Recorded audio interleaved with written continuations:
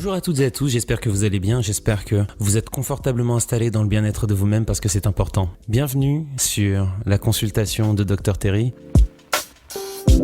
Alors, certains m'appellent Dr Terry, d'autres m'appellent Doc, et parfois on m'appelle juste Terry. Mais en réalité, peu importe, parce que ce qui compte, c'est que je ne suis pas un docteur, ni un psychologue et encore moins un sexologue. Je suis juste un garçon qui a vécu des choses et qui a envie d'en parler.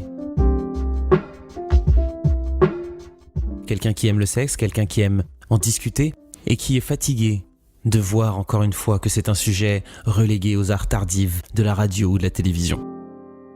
Je trouve ça dommage de considérer que la sexualité est tellement de l'ordre de l'intime qu'on ne peut pas en parler librement. Je vous propose aujourd'hui d'assister à ce premier podcast que j'ai décidé d'appeler la consultation de Dr Terry.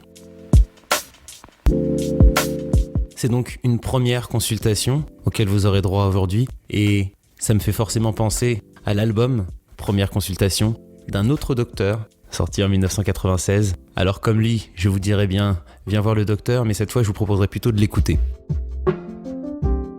Je sais que pendant certaines périodes de ma vie, je ne savais pas vraiment vers qui me tourner quand j'avais des problèmes pour parler de relations ou pour parler de sexe. Parce qu'on a beau aimer le sexe, c'est toujours très difficile d'en parler. Difficile d'en parler avec ses amis, difficile d'en parler avec ses parents et encore plus difficile d'aller voir un psychologue, un pur inconnu, parce qu'on a peur du jugement, parce qu'on est complexé par le sexe. Parce que pour beaucoup, le sexe égale reproduction. Alors c'est le cas pour les animaux, mais pour nous, on a une notion supplémentaire, on a la notion de plaisir. Et si le plaisir est une des plus belles choses qui existent, je pense qu'il est important d'en parler. Sur mon compte Instagram, Dr Terry, je vous invite à m'envoyer des messages et me poser des questions en fonction de vos quotidiens, en fonction de vos expériences.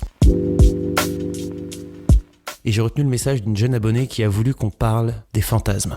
Le fantasme du plan A3, le fantasme de dominer ou d'être dominé, faire l'amour sur la plage, faire l'amour dans un palace, coucher avec une star, l'échangisme, la sodomie. Et pour moi, ce serait faire l'amour dans un avion. Vous connaissez tous ces fantasmes. Je suis sûr que pour certains, vous voyez exactement de quoi je parle. Certains vivent même en quête de fantasmes, en quête de les réaliser. Et j'aimerais qu'on puisse en parler. Pour commencer, comment parler à son partenaire ou sa partenaire de ces fantasmes? Comment rejeter le fantasme de l'autre? On parlera de tout ça dans ce podcast, mais j'aimerais d'abord qu'on essaye de définir le fantasme. Qu'est-ce que c'est après tout?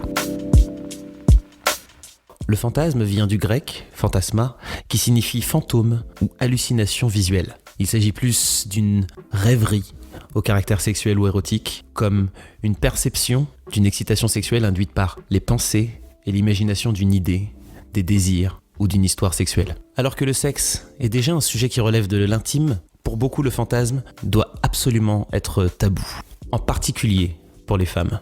On considère que c'est un sujet honteux, parce que finalement, avec la diabolisation de la sexualité, pour beaucoup, les femmes ne devraient pas avoir ce genre de pensée qualifiée d'impure. Parce que justement, le fantasme ne touche pas à la reproduction, mais uniquement au plaisir. Et forcément, on a plusieurs questions à se poser sur ce sujet. Déjà pour commencer, comment on assume son fantasme? Souvent je parle de la sexualité décomplexée, le fait de ne plus pratiquer cette fameuse position du missionnaire le soir juste après le 20h avant d'aller se coucher. Au contraire, si on est capable de ressentir du plaisir, pourquoi ne pas se donner les moyens de le ressentir au maximum? Pourquoi ne pas embrasser notre capacité à se donner du plaisir et à donner du plaisir à l'autre? Et si le fantasme n'était finalement que l'expression de ce besoin, de ce désir de découvrir l'autre. Alors pour assumer son fantasme, il faut déjà s'assumer soi. Il faut dédramatiser ce qu'est le sexe. Je dirais même que c'est encore plus important pour les femmes d'assumer encore plus ce qui se passe dans leur tête. Si ton fantasme n'est pas d'être dominé, mais de dominer, il faut l'assumer parce que c'est la seule façon pour toi d'exprimer véritablement qui tu es, au moins sexuellement. Et on se rend compte de plus en plus que finalement, le fait d'assumer sa sexualité te permet de beaucoup plus t'assumer dans la vie de tous les jours.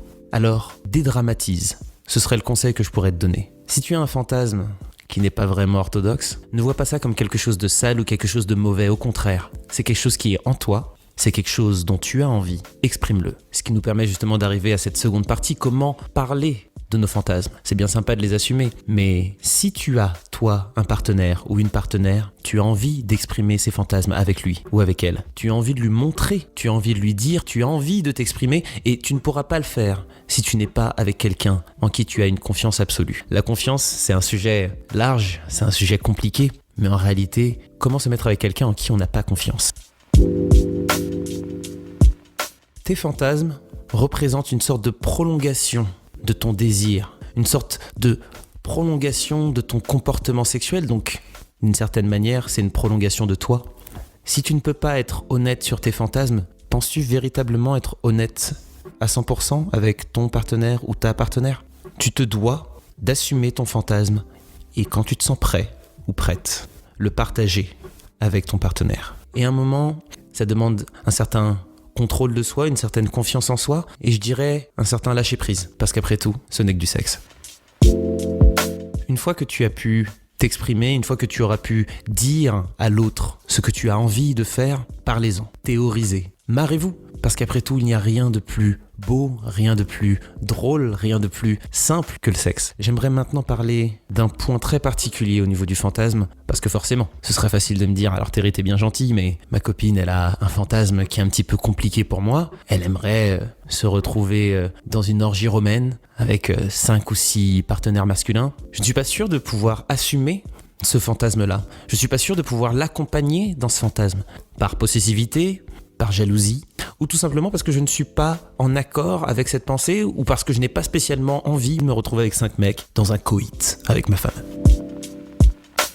Je peux le comprendre et c'est là qu'il va falloir être méticuleux et faire vraiment attention à la manière dont on rejette un fantasme. Parce qu'un fantasme n'est pas obligatoire. Tu n'es pas obligé pour rendre ta femme heureuse ou ton mari heureux de céder à tous ces fantasmes. C'est une bonne chose de l'entendre et de pouvoir en discuter de manière libre, mais encore une fois, ce n'est pas obligatoire ou nécessaire pour l'épanouissement total de votre vie sexuelle. C'est une belle chose, il ne faut pas en faire un devoir ou une nécessité. Toujours est-il que, comme je le disais plus tôt, si le fantasme est la prolongation de notre personne, le fait de se voir rejeté peut être assez traumatisant. Je dirais donc qu'il faut absolument rester bienveillant dans sa démarche. Si ton partenaire vient te voir et qu'il te dit qu'il a très envie de coucher avec une autre femme en même temps que toi et que tu as la possibilité de participer ou pas, tu es aussi dans ton droit en disant non. Mais il y a une manière. La communication est la chose la plus importante dans un couple et les conversations autour du fantasme sont tout aussi importantes.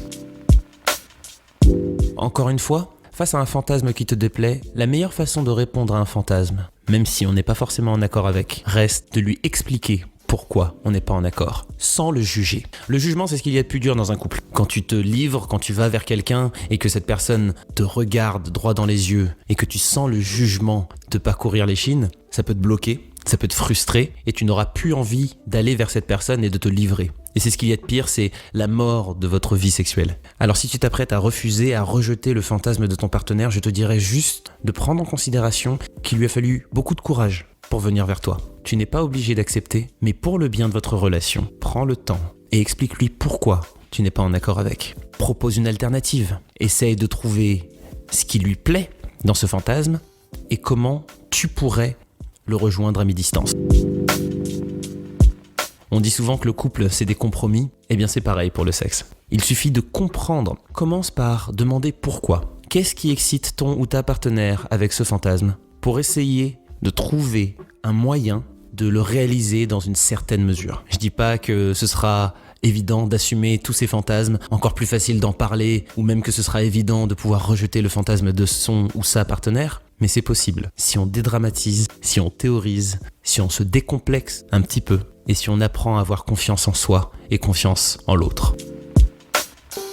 J'espère que vous avez compris ma démarche dans ce podcast. L'idée, c'est d'être bienveillant. L'idée, c'est de discuter de sujets simples et en même temps complexes, mais tellement importants, parler de sexualité. C'était la toute première consultation de Dr Terry et je tiens à remercier toutes les équipes qui ont travaillé dessus. Et je vous invite à vous abonner, à me contacter sur mon compte Instagram Dr Terry pour d'autres questions, d'autres sujets, toujours dans la bienveillance. Je terminerai en vous donnant un conseil qui s'applique dans la sexualité et dans la vie de tous les jours. Traite-toi comme quelqu'un que tu aimes. C'est tout pour moi. Je vous fais des bisous, caresses et tendresse. Et je vous dis peace.